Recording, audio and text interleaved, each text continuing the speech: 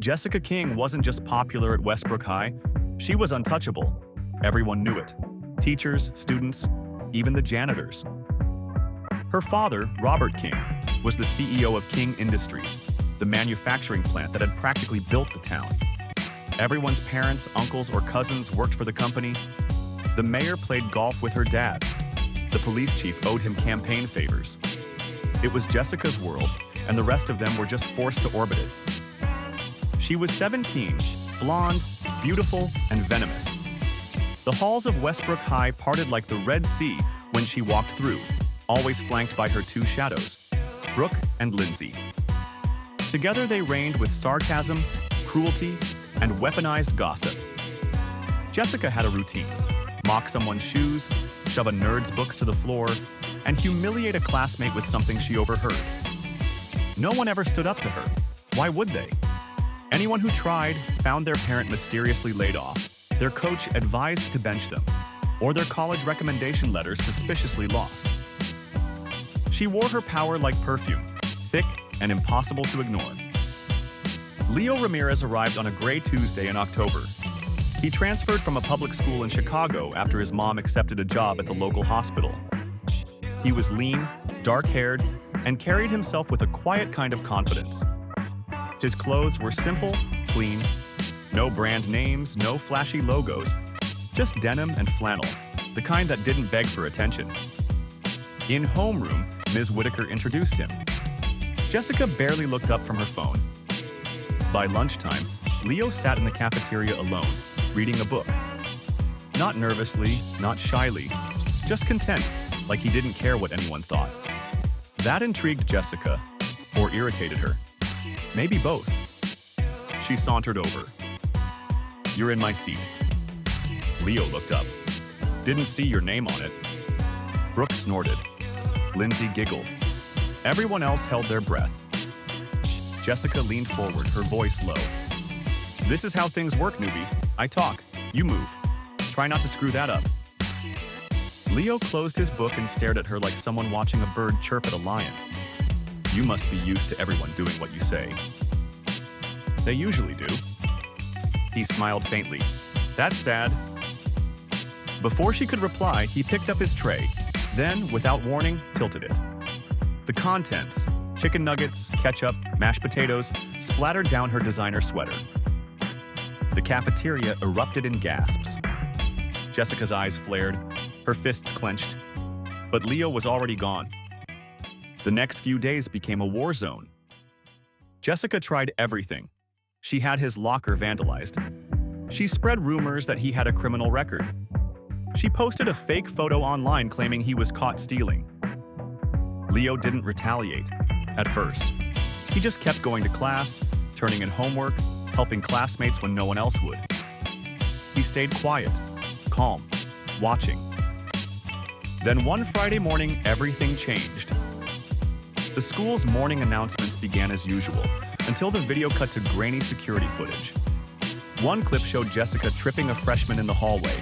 Another, her mocking a disabled student during lunch. Another, her stealing answers off someone's test. Leo had compiled it all, somehow.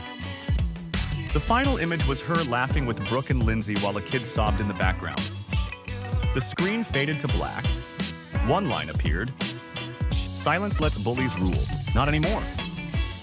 Jessica stormed to the office, screaming at the principal to expel Leo.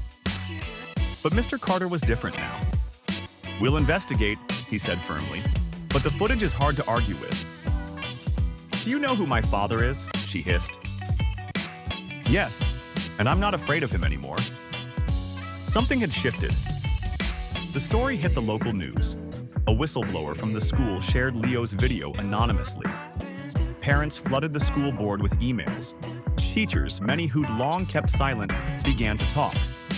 Former students chimed in online, telling their own stories of Jessica's reign. Meanwhile, Leo stayed quiet. When asked, he'd say, "This isn't about me." Jessica was dragged into mandatory counseling. Her dad demanded the school shut the whole thing down. But even he couldn't suppress the outcry. Whispers of a union began forming among King Industries employees, fed up with his control. Protest signs appeared outside the plant gates. "No more kings," one read. Jessica's empire crumbled. She tried to hold on. She blamed Brooke and Lindsay, who, smelling blood in the water, ditched her. She tried to post apologies online, but the comment sections filled with stories. Real ones, ugly ones she'd hoped were forgotten. She became isolated. The laughter she once commanded now echoed behind her. She was mocked, not feared. Pitied, not envied. One afternoon, she found Leo alone in the library. She sat across from him. "You ruined my life," she said. He didn't look up. "No, you did that? You think you're better than me?" "I think I saw someone hurting people because no one ever told them no. I decided to be the first." Jessica bit her lip. "You don't know what it's like. The pressure. Everyone expects me to be perfect. My dad, this town, everything." Leo finally looked at her. "Being perfect doesn't give you the right to destroy people." Silence. She stood to leave. "You think you've won, but one day people will forget. They always do." Leo's voice was steady. "Maybe, but you won't."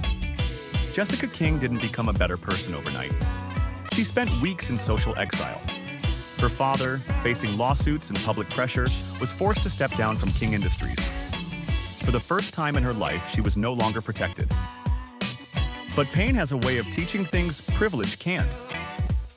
By senior year, she wasn't popular anymore, but she started listening more, talking less. She joined the art club.